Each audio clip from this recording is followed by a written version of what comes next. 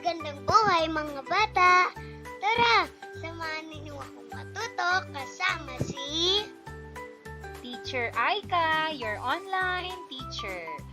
Please don't forget to subscribe, like, share, and hit the notification bell for more videos. Thank you! Revised K-12 Curriculum, Math, Grade 5, Quarter 4, Lesson 6. Our topic for today is about surface area of rectangle prisms and square pyramids. This is Teacher Aika, your online teacher. Let's start! Learning competencies and objectives. 1. Illustrate the surface area of solid figures.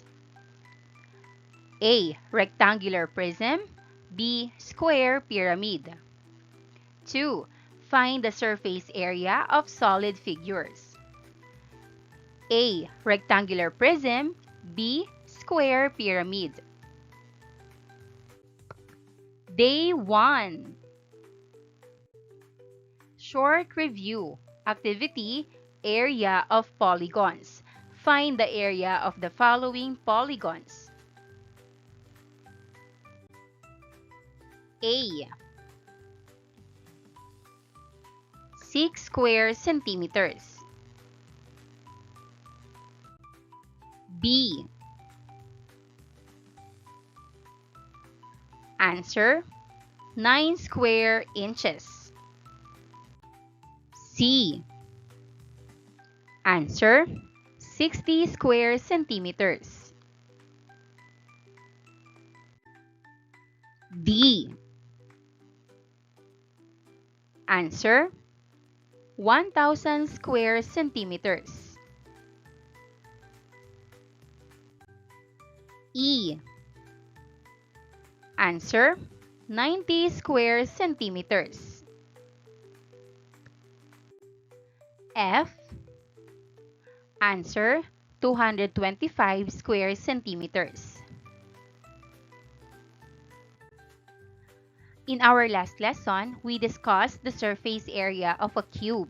This week, we will continue discussing the surface area of solid figures such as rectangular prisms or cuboids and square pyramids. Unlocking content, vocabulary. Area. Area is the number of square units that cover the surface of a closed figure. Surface area. Surface area is the sum of the areas of all the faces of a solid figure. Length. Length is the distance between 2 points along an object's longest side, usually from one end to the other. Width. Width is the distance between 2 points on an object's shorter side, usually from one side to the other. Height. Height is the distance from an object's base to its highest point or top, measuring its vertical dimension. Subtopic number 1. Illustrating and finding the surface area of rectangular prisms. Take a look at this net illustrated using grids. What solid figure can be formed by this net? If we assemble this net, this is what it looks like. A solid figure, such as a rectangular prism, has 3 dimensions: length, width, and height. About the given rectangular prism, what are the measurements for its length, width, and height? Answer, length 6 inches, width 2 inches, height 3 inches. How many faces does it have? Answer, 6 faces. What have you noticed about the sizes and shapes of its 6 faces? Answer: there are three pairs of rectangular faces. Which pairs have the same areas? Answer: bottom and top, left and right, and front and back. How do we solve for its surface area? Answer: get the sum of the areas of all its faces. The given illustration shows the surface area of a rectangular prism. Let us find the area of all its faces. Answers.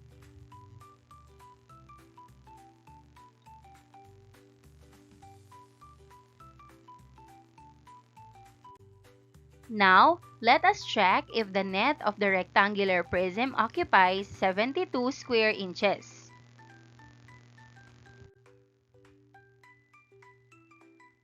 Example number 2. Find the surface area.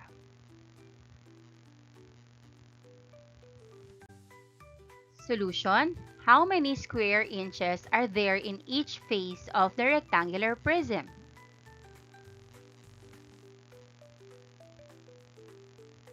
Answer: a total of 34 square inches occupy the net of the given rectangular prism. Hence, the surface area is 34 square inches. Using the formula for the area of a rectangle, we can also find the surface area of a rectangle prism using a formula. Since the shapes of all the faces of the given rectangular prism are rectangles, let us use the formula to get the area of a rectangle. Do you still remember the formula for finding the area of a rectangle?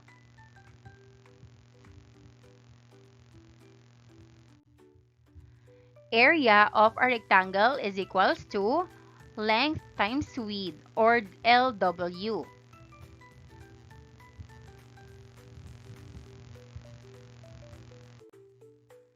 To get the surface area of the given rectangular prism, get the sum of the areas of all its faces. Surface area of a rectangular prism equals 2 times length times width plus 2 times length times height plus 2 times width times height. Let us derive the formula for the surface area of a rectangular prism using the same example. The given net can form this solid figure with three dimensions: length, width, and height.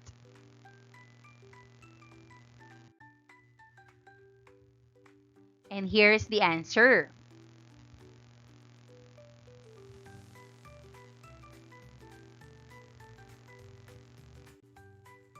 Example number 3. Identify the solid figure's length, width, and height. Then, find its surface area using the formula.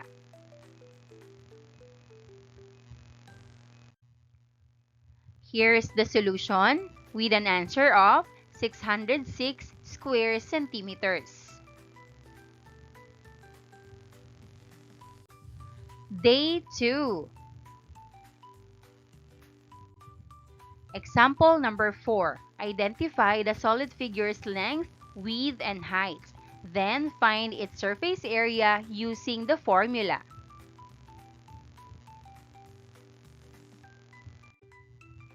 Solution. Answer: 857.5 square millimeters. Lesson activity number 1. Surface area of rectangular prisms. A. Determine the area of each of the 6 faces of the rectangular prisms. Then find their surface area. Write your answers on the table provided. 1. Answer: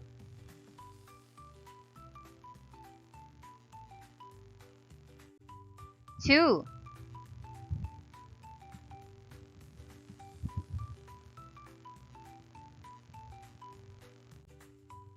Answer.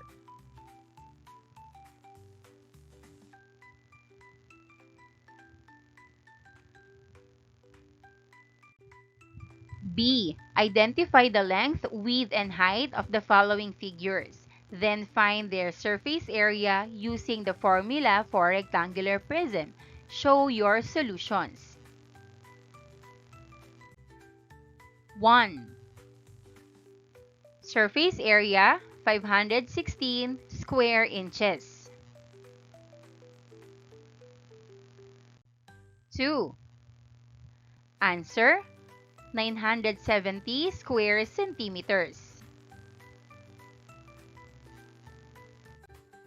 3. Answer 248 square feet. Subtopic number 2, illustrating and finding the surface area of triangular and square pyramids. Day 3. Example number 1. What solid figure can be formed by this net? Answer, square pyramid. How many faces does a square pyramid have? Answer, 5 faces. What have you noticed about shapes of the faces of a square pyramid? Answer, it has a square base and 4 triangular lateral faces. How do we solve for the surface area of a square pyramid? Answer, get the sum of the area of all its 5 faces. What are the formula for the area of a square and a triangle? Answer.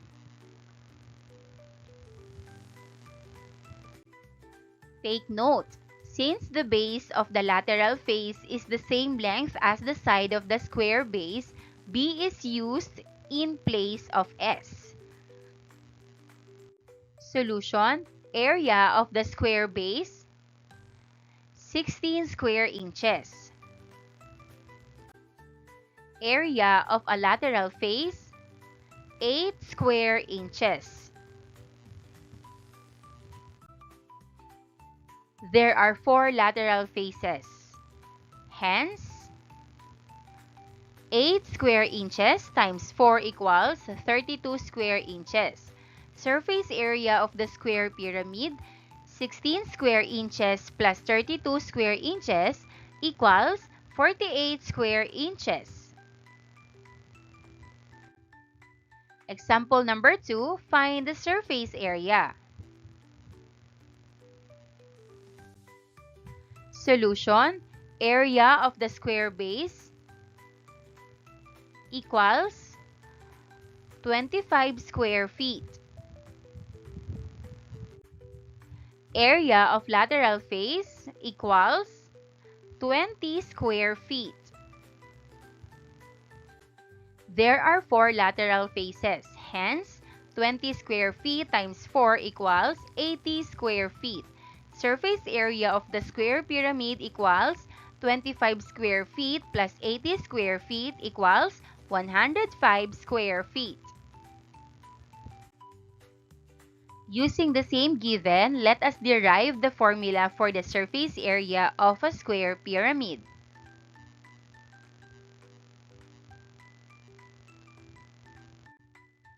Example 3, find the surface area.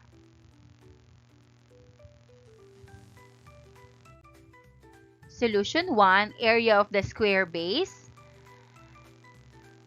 equals 36 square yard.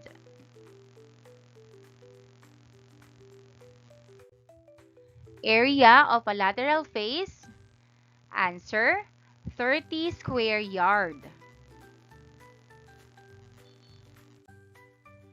There are 4 lateral faces, hence 30 square yard times 4 equals 120 square yard.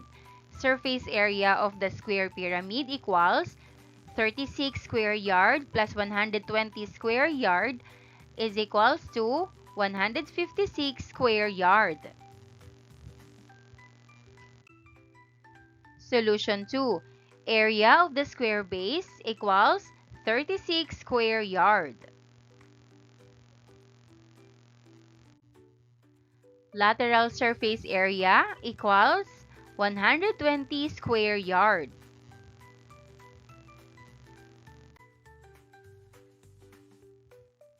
The answer is 156 square yard. Day 4. Lesson activity number 2, surface area of square pyramids. Find the base area, lateral surface area, and surface area of the following square pyramids. Show your solutions.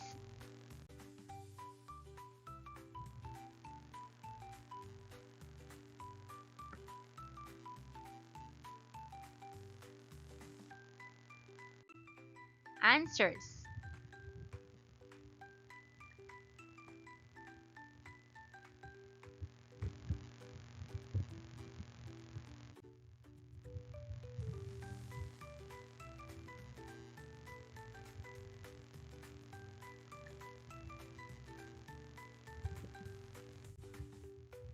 Answers.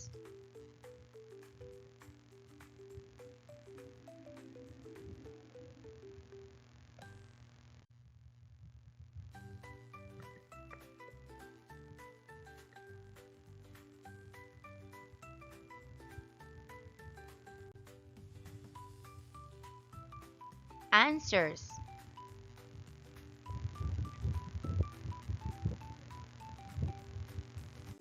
Solutions.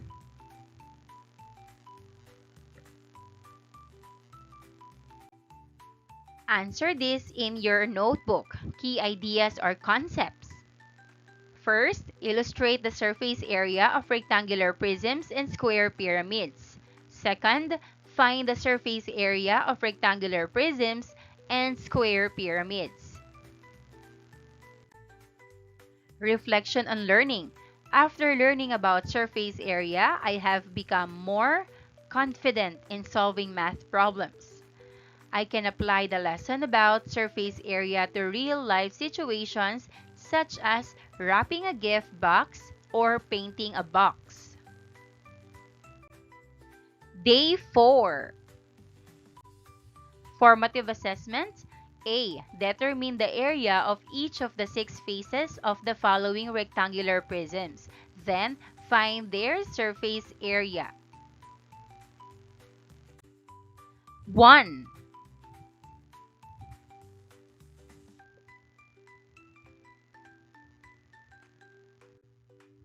Answers.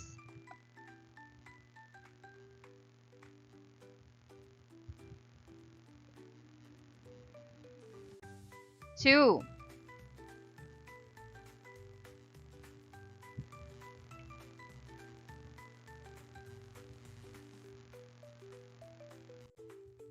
Answers.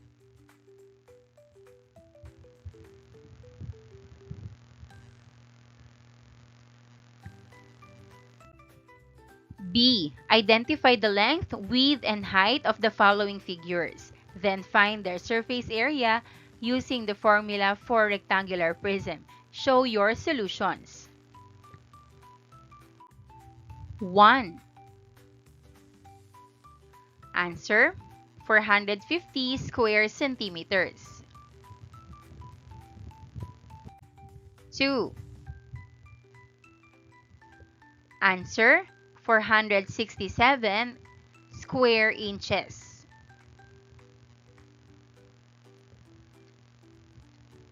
C. Find the base area, lateral surface area, and surface area of the following square pyramids. Show your solutions.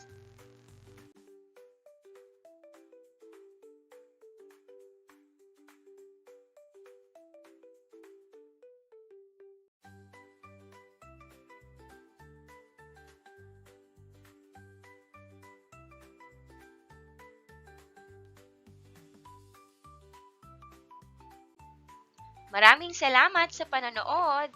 Huwag kalimutang i-like at mag-subscribe para sa higit pang educational content. I-click ang bell icon para ma-update ka sa ating mga bagong video. Salamat!